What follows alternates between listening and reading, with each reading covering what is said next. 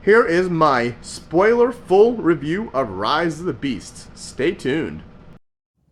Hey guys, before you watch my review, I just want to say this one thing.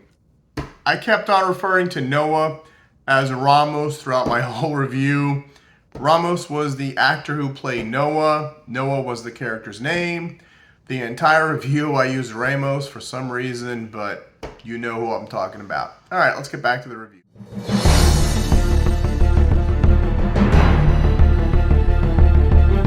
Rodimusbill here, and welcome to my Transformers Rise of the Beast spoiler review.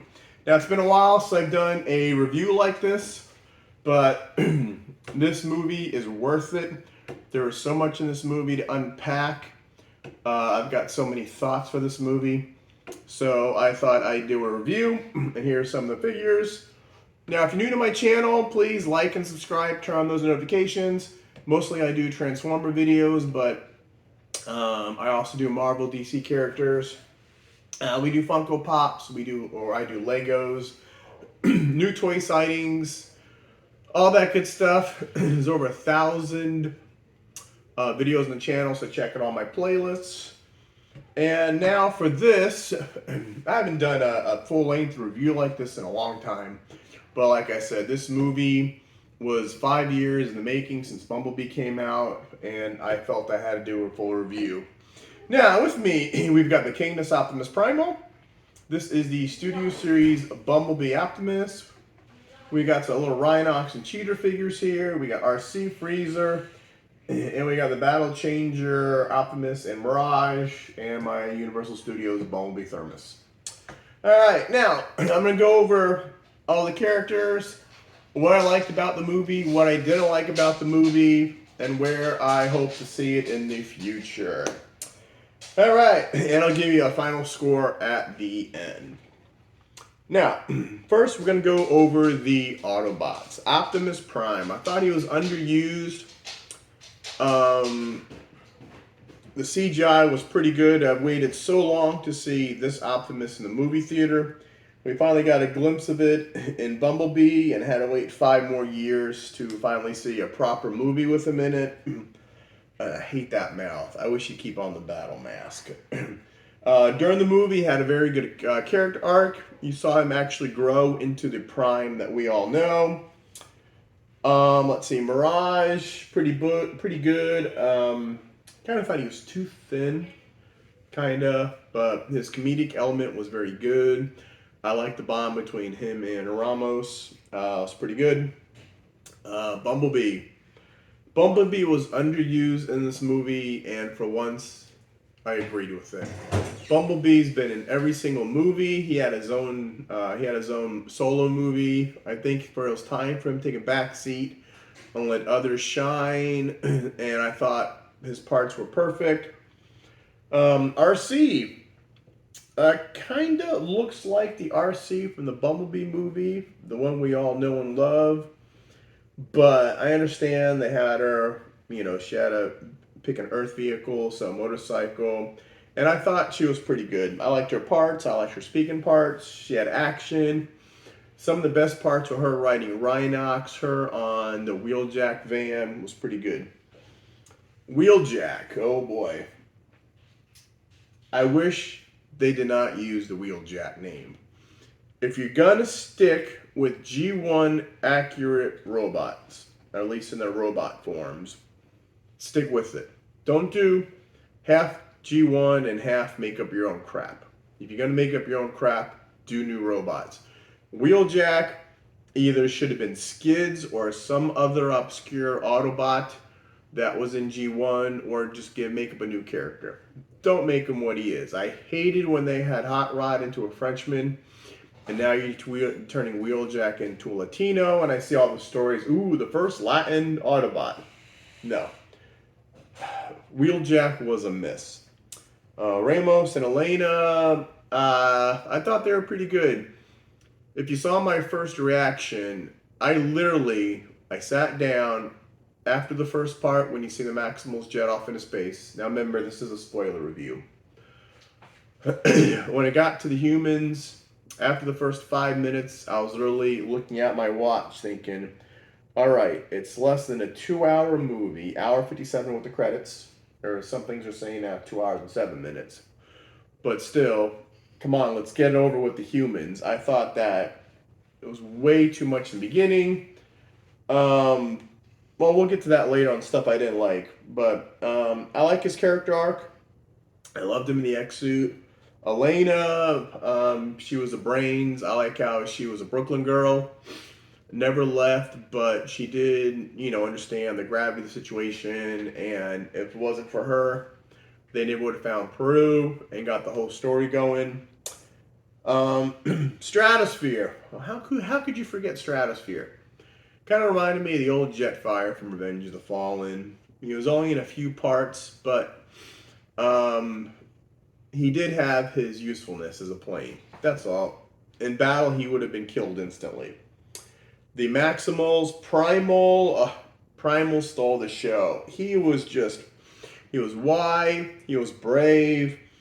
I liked how, now some people think this is a plot hole, but he looked up, he was named after Optimus Prime due to Optimus Prime's heroics, his braveness, his leadership. Now, is the Optimus Prime that we know the one we saw in the movie? No. But AirRaiser did say we're from the future and the past.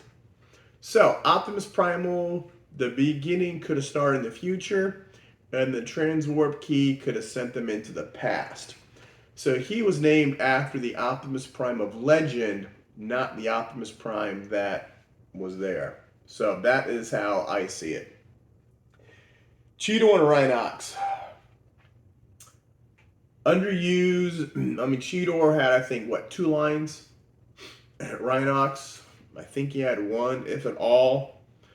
Mostly in their animal modes. I did like the transforming them in the robot modes, but you saw them very little in robot mode in battle, and if you did, it was really quick. But very underused. And AirRaiser, I thought she played a pivotal role early on in the movie, and she's the one that got the 2 factions together. Michelle Yeoh, I think her name is. I think she was perfect for the part. I loved how you saw her little mouth talk and the little pieces. It was sad to see how she met her end in the movie, but she went out brave, fighting. I loved AirRaiser. Now for the Terracons. Scourge, great villain. You kind of got some of his backstory when Unicron told him that, I took you from your planet or something. Scourge looked to me kind of like the old Robocop from the 80s. He was a skull and a spinal cord, and the robot was built around the flesh. Even though he transformed, I think, though, you can't say that wasn't a flesh when you looked at his face and spinal cord. I'm sorry. That was just, he was like a Frankenstein of the two. And I did wonder how he moved to the universes and Unicron can't. But maybe just because they're a smaller size. But I digress. Battle Trap. Very good character. Nice design. I loved how he used his tow truck abilities to either flip himself around during the road battle. He used it during the fight on the road wheeljack. And then he used his chains in battle and robot mode. I thought the Terracons were all hits. Nightbird, she was from an obscure character in one episode of the G1 comic book where she was a ninja robot. It was just, I loved the voice actor. I loved the way she looked, the way she transformed, the way she flew, the way she was in battle. It was just heads up for her. Freezer, this little guy. It was an army of freezers. You never saw the name. It was just reminding the old Frenzy from the first movie. I like how he came out of the back of Scourge. Kind of like Scorponok came out of the back of Blacked Out in the first movie. And I always like the parts with the human-sized Transformers. That's always fun. Unicron, oh wow. The big guy. Now, I was 13 when this movie came out. Amazing. Seeing him real for the big screen, not that horn sticking out of Earth like in The Last Night, But this was a real live Unicron. I think he looked real. I think he looked menacing. I love the internal part of him where you thought like those were the eyes and he was talking to Scourge. And I hope that he's in future movies. I would love to see kind of like, I want to see this, but in real life. The Autobots go meet Unicron in space. Unicron transforms, and I would just love to see that. Let's see, the story. Now, I'm not going to rehash the story because everybody rehashes it, but I'm going to tell you what I thought of it. It was part Revenge of the Fallen and part Dark of the Moon. Now, Revenge of the Fallen, because the MacGuffin is like the main part of the movie that everybody chases after. I know, Revenge of the Fallen, you had a globe-trotting adventure. In this one, you had Prue. The other one, they were looking for the primes. And it was also because in Revenge of the Fallen, Optimus Prime died early on and was resurrected in the final battle. In this movie, Bumblebee died early on and was resurrected in the final battle. So due to those aspects, it was kind of like a remake of Revenge of the Fallen. And definitely Dark of the Moon, when the MacGuffin was the transwarp key versus the pillar, the control pillar, opened a portal. And in one, you had Cybertron coming through, and the other one, you had Unicron coming through. And even the last night, you had something like that too with Primus. Not Primus, whatever she was. But the same fact where you had a transwarp, you had to destroy the pillar, and you had to destroy the transwarp key to close the portal. I mean, that. And even that, Dark of the Moon, was based on an old G1 episode. Like I said, both had to be destroyed, and when the portal closed, it sucked everything back in. Both movies, it seems all Transform movies, you always have nameless Decepticons fighting, but never nameless Autobots fighting. I don't understand why. My notes, but ROTF was like an Indiana Jones quest, which was pretty cool. Did they find the other half too easy in this movie? Yes, they did. If you're gonna hide a transwarp key, or at least half of it, don't put it in a statue that looks like Airazor and put a maximal symbol on it. That kind of gave it away too early. And I was wondering, how did her scanner make it break? But anyway, back to the story. Yeah, they did find the other half too easy, and they never understood how the Terracons found in Peru. But overall, I think the story worked for the most part. It moved along pretty good, and I thought it was pretty good. Now, the stuff that really worked, the CGI was amazing. Seeing this Prime actually fight in a real live movie was just, please get rid of that mouth. Anyway, was just amazing. Like I said, the Prime in daylight, especially in that last scene when you see him and Scourge fighting, you saw every detail. It was like when I was in 07 watching Optimus Prime transform in the alley the first time, where you saw every part, move into place. That got me goosebumps. But seeing this, it was enough little parts moving in place, but it was G1 Prime, and I thought he looked great. The Peru, I loved the scenes. It wasn't desert, it was something different. It wasn't really a forest, it wasn't desert. It was a new place they'd been to, so that was pretty good. The new team. Now, I know every movie they add more Autobots, and they're all G1 names, but you've been through a lot. Now they had to go to Mirage, but like in the next movies, I want to keep doing it. You got Prowl's never been used. Ultra Magnus, we've never seen a Cup. We've never seen a Springer, a Blur. I doubt we'll ever see Rodimus Prime, but keep using these Autobot names. And if you're going to do the Autobots, make them look kind of like they look in the show. Like Mirage, Yeah, he did transform into his Formula One race car during a part of the movie, but understandable, you can't have a race car drive along the streets. So maybe they could have used Blue Streak or Prowl, maybe in this one, but they didn't. But like I said, go back to my old comment. If you're going to use the G1 figures, stick with the G1 figures. Ramos reminded me of Spike in the third season. You know, where especially that Headmaster one, or the fourth season was pretty good. And I like how it sets up sequels as long as you stay consistent. In the first Transformers movie, Megatron flew to Earth after the Allspark. Boom. Okay. Second movie, The Fallen. Megatron made a deal with The Fallen before he left Cybertron to find the Allspark. Okay. Third movie, Megatron made a deal with Sentinel Prime, and then he made a deal with The Fallen, and then he came to Earth. All right. Now you're not consistent. And then all of a sudden, Megatron is Galvatron in the fourth one, and lo and behold, he's Megatron again in the fifth one. No explanation. He's working for Quintessa. Did he meet Quintessa now? Did he meet before? Stay consistent.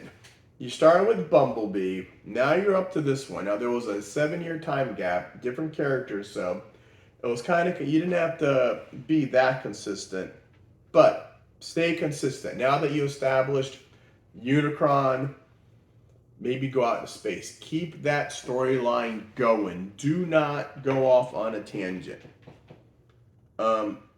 Now, stuff that I wanted more of. I wanted more of the background of Unicron. I wanted why was Optimus stranded on Earth?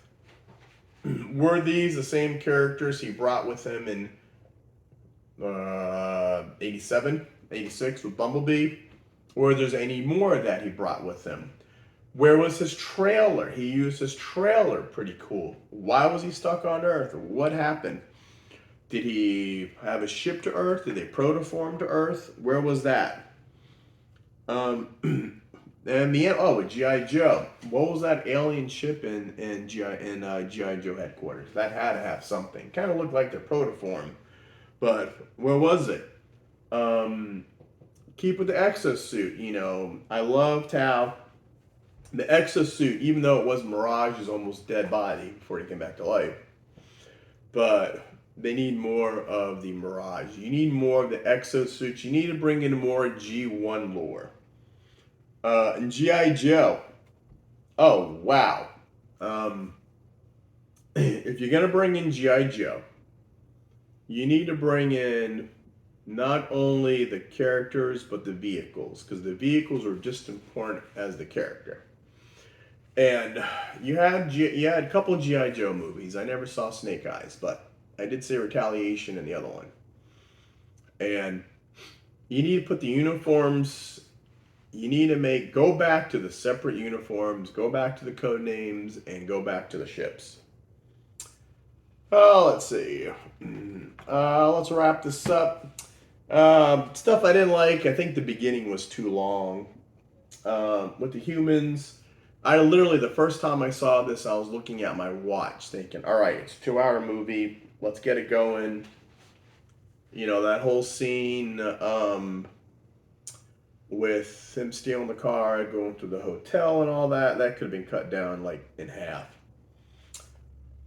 Let's see. Some of the wokeness jokes. Yeah, the white man's always made fun of, always laugh at his jokes. Capitalism's bad. Again, you know, the Latino wheeljack being racist because he didn't speak Spanish. That stuff didn't have to be there. I'm sorry. Go to Transformers movie. I don't need politics shoved down my throat.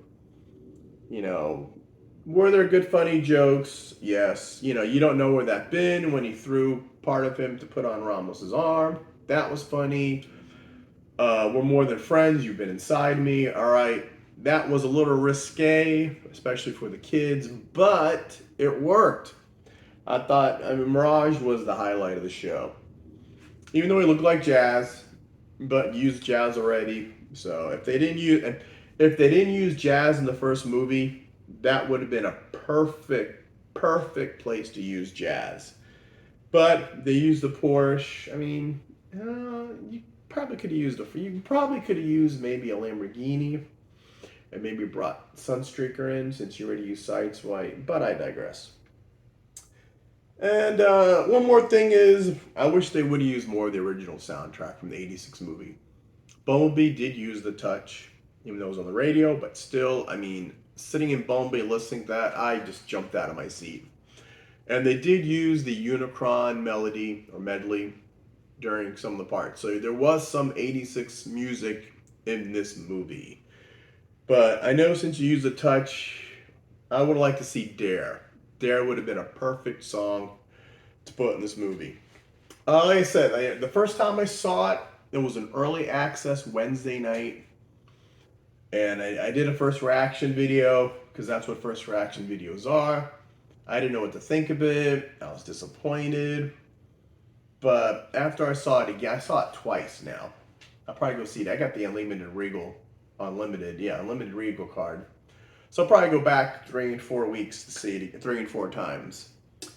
But no, I forgot where I was. Oh yeah, it was just, I enjoyed the movie. Oh yeah, I would have liked to see Dare in it. That would have been cool. So I mean, just bring some stuff back from the '86 movie. The action scenes were amazing. The plot maybe too convenient. Did move along real good. CGI was clear and crisp. The Maximals. Let me tell you, who sat in Endgame when they heard Avengers Assemble? I mean, I'm a DC fan, but even I like that part. It was the same feeling when Optimus Primal said Maximals maximize. For me, that was like great. Him and Optimus Prime saying Autobots Maximals roll out. It was just, I loved it. I wish they had more Maximals in robot mode, but it was pretty cool. The humans worked in the story better than in any other movie, which I was surprised. And more beasts. I mean, you know, they had the core, Rhinox, Cheetor, Airazor, and Primal. But you got Dinobot, you got Rat Trap, and where are the Predacons? Yeah, you had Scorponok, but there was an army of Scorponoks. That was Unicron's secret weapon. They would just launch them into other planets. But where was, you know, Tarantulas? Where was Megatron? Where was Black Arachne? Where was the actual Predacons? And if you're not going to put them in this movie, I don't see you putting them in other movies because this was all about the beasts. So I don't even know if we're going to see Primal again. You know, they're back in Peru. Optimus is whatever, and his maybe back in New York City. But what are you going to do? I mean, were these guys a one-shot? Maybe there's a story in the next sequel that utilizes one of them. You know, 2 of them maybe. But, you know, so it was still cool. It was almost like seeing the Dinobots. And, you know, oh yeah, they brought the Dinobots. None of them spoke. They were like too big. But anyway. Alright, so that's what we're looking at future movies. At this point, you might as well do a clean break from the Bayverse movies. No more Bayverse. You know, I enjoyed all the movies, even the last night. But, you know, make Bumblebee talk again. Get rid of the Bayverse movies. Here's what Transformers needs to go forward. Stay true to the lore. Have the figures Mirage?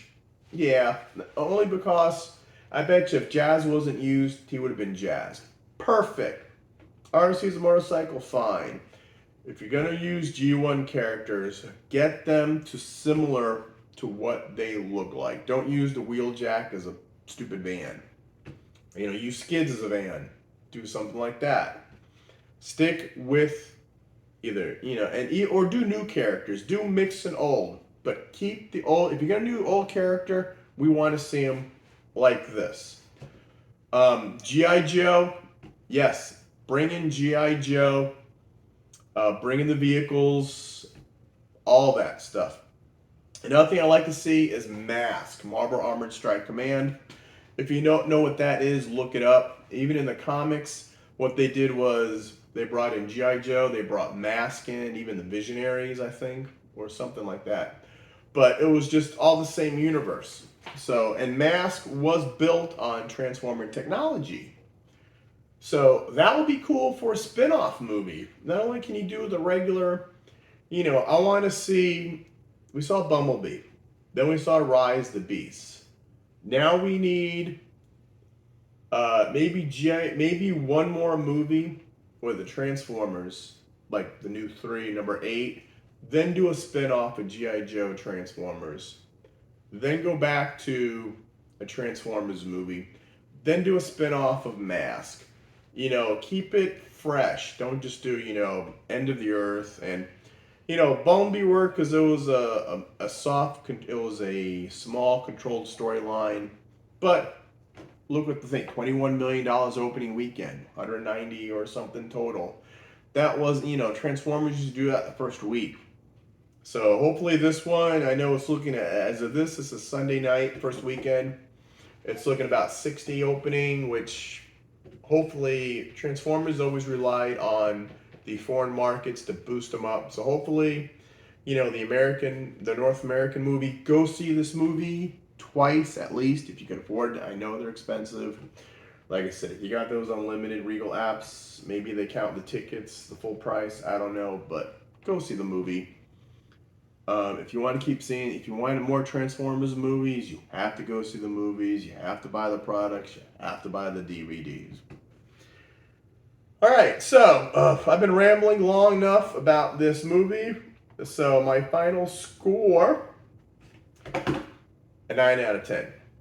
Hey, 9 out of 10. And as far as my rankings in the 8 Transformer movies, that'll be another video for another day. So, thank you for watching this video. Please leave some comments in the below. Tell me what you liked about the movie. Tell me what you didn't like. If I'm completely crazy, tell me I'm crazy. Hey, this ain't my normal job. I do this for fun. I do my reviews for fun. In the real life, I work actually in the forensics field, which is pretty cool. But go see the movie, subscribe to my channel, like my videos, and stay positive. And as always, transform and roll out. See you at the movies.